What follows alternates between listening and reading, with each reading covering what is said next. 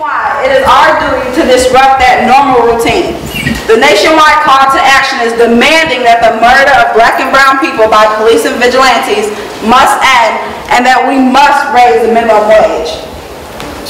Right now, righteous protests and people's determination to stop these injustices are being suppressed with threats and empty promises. This is the challenge that we face together. We must act and loudly declare that we will not stop. Together, we stand in solidarity with all of these movements, initiatives, and demands. So all over, people are coming together and naming the unjust acts throughout our nation. And on this campus, we too must be honest enough to also name the reality that resides within these very walls. For we too have been unjust. In our ignorance, we too have persecuted. Without warranty, we too have closed doors, consequently silencing certain voices in order to idolize the others. Let me say that again. On this campus, we must be honest enough to also name the reality that resides within these walls, for we too have been unjust. In our ignorance, we too have persecuted. Without warranty, we too have closed doors, consequently silencing certain voices in order to idolize others. So here today, we're going to boldly name the unjust acts on our campus. We must recognize the direct correlation between racial disparities in Dane County and the experiences of the most marginalized population on this campus. Following Tony Robinson's death, 2 acts of hate crimes occurred, and no one wants to talk about it. We have to acknowledge how those violent acts have changed the campus climate holistically across the board. So together, we came up with 3 demands. The first one being mandatory culturally competence and social justice training for all staff and faculty members. The second one being mandatory culturally competent and social justice component added within each core class, every class that holds the D tag, and within the freshman orientation.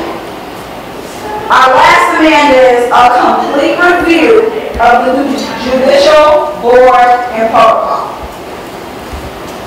These demands have stemmed from recurring issues that we believe can holistically be addressed if these demands are met.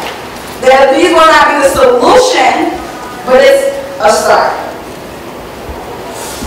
Now, the VSU came up with an initiative starting with a justice circle that we're going to engage in right now.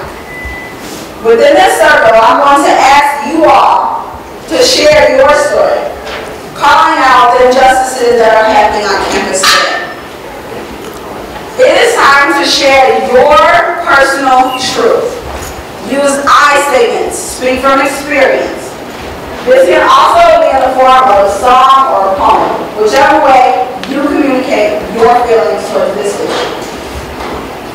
If you have felt targeted in the class, either by a classmate or a professor, I want you to proclaim that. If you don't like to talk about race, I want you to say that. If you have felt discriminated against, proclaim that. If you have never felt discriminated against, say that. If you are touched by someone else's story, by someone else's experience, say that. No matter what background you come from, we're here to support one another. The end goal of this Justice Circle is to show exactly that. To show students who may not always feel welcome on this campus or who are scared to speak up for themselves that this too is their campus. We need to tell them that we see them, we hear them, and we support them. Nothing said here today will dismantle the support system that we're trying to build. If anything, it may speak to the importance of why we need culturally competence training. If you are triggered by what someone else has said, say that. Or I invite you to engage in proper self-care and remove yourself. At the end of each testimony, I want everyone to proclaim, "You too are Edgewood." And when I say proclaim, I mean shout. So just as loud as I am, each one of you should be. When you say, "You too are Edgewood," at the end of each testimony, no matter what opinion you may have or what experience you have been through, we must work together to create a better campus climate for everyone. And that begins and ends with support, truth, compassion, and partnership. So I'm going to begin with my truth. This is going to be in the form of a poem by Audre Lorde that one of my professors here shared with me. And it really speaks to my personal feelings, so I'm going to go ahead and share that with you all. What are the words you do not have yet? What do you need to say? What are the tyrannies you swallow day by day and attempt to make your own until you are sickened and die of them, still in silence? Perhaps for some of you here today, I'm the face of one of your fears. Because I'm a woman, because I am black, because I am myself. A black woman warrior poet doing my work. Come to ask you, are you doing yours? And of course, I'm afraid you can hear it in my voice, because the transformation of silence into language and action is an act of self-revelation, and that always seems fraught with danger. But my daughter, when I told her of our topic and my difficulty with it, said, "Tell them about how you're never really a whole person if you remain silent. Because there's always that one little piece inside of you that wants to be spoken out. And if you just keep ignoring it, it gets madder and madder and hotter and hotter. And if you don't speak it out, one day it will just up and punch you in the mouth." On the cause of silence, each one of us draws their own fear. Fear of contempt, of censure, or some judgment or recognition, of challenge, of annihilation. But most of all, I think we fear the visibility, without which we also cannot truly live. Within this country, where racial difference creates a constant, if unspoken, distortion of vision, black women have on one hand always been highly visible, and so on the other hand have been rendered invisible by the depersonalization of racism. Even within the women's movement, we had to fight, and still do, for that very visibility which also renders us most vulnerable, our blackness. For to survive in the mouth of this dragon we call America, we have had to learn this first and most vital lesson, that we were never meant to survive. Not as human beings, and neither were most of you here today, black or not. And that visibility, which makes you most vulnerable, is also our greatest strength. Because the machine will try to grind us into dust anyway, whether or not we speak. We can sit in our corners mute forever, while our sisters and ourselves are wasted, while our children are distorted and destroyed, while our earth is poisoned. We can sit in our safe corners as mute as bottles, and still we will be no less afraid. Each of us is here now because in one way or another we share a commitment to language and to the power of language, and to the reclaiming of that language which has been made to work against us. In the transformation of silence into language and action, it is vitally necessary to teach by living and speaking those truths which we believe and know beyond understanding. Because in this way alone, we can survive by taking part in a process of life that is creative and continuing. That is growth. So again, give you guys some round of applause for coming. As you know, my name is Brandon Griffith. I'm a senior here at Edgewood College. I'm majoring in secondary ed with a concentration in history. When I first came on this campus, I was taught the core values. The core values that are hanging right outside of our campus when you come into this campus and all the way around our campus. That's one thing that inspired me to come to this school. I believe that every teacher, every student, every person on this campus believed in the same things I believed in. When I arrived to this campus, I noticed the difference. I noticed that I wasn't just a student. I was an outside student. I wasn't somebody that everyone else could relate to. I felt as if my voice was never heard on this campus.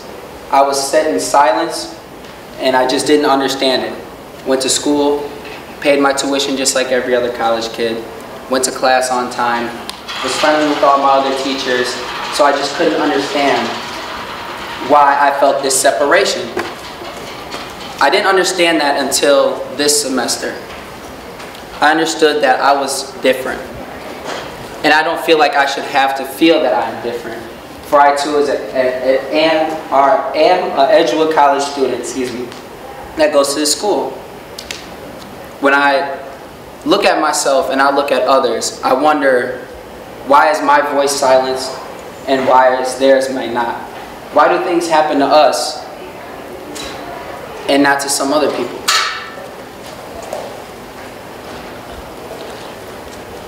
It's hard being on this campus and having people stare at you and look at you different just because of the color of your skin. And I feel as though, as a student, I shouldn't be looked at as a color, but someone who's trying to further his education and being an educator, educate others.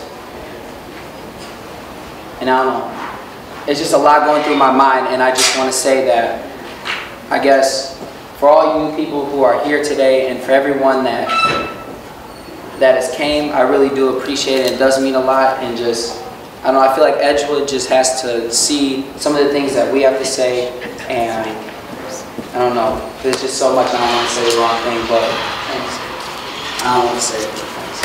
You two are Edgewood.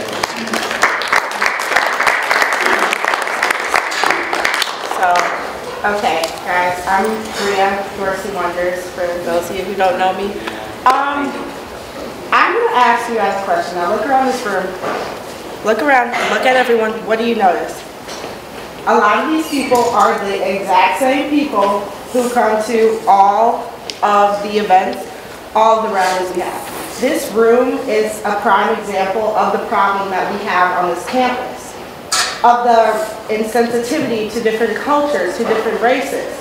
There are probably 100 students doing nothing right now that could be here listening and being enlightened, and they aren't. And you know why? Because they're not forced to look this ugly demon in the eye. They are not forced to confront these issues. They are, I feel like, I love this college, but I feel like they provide the safety net for ignorance. Because these people aren't here. The people who need to hear these testimonies are not here. And honestly, that pisses me off.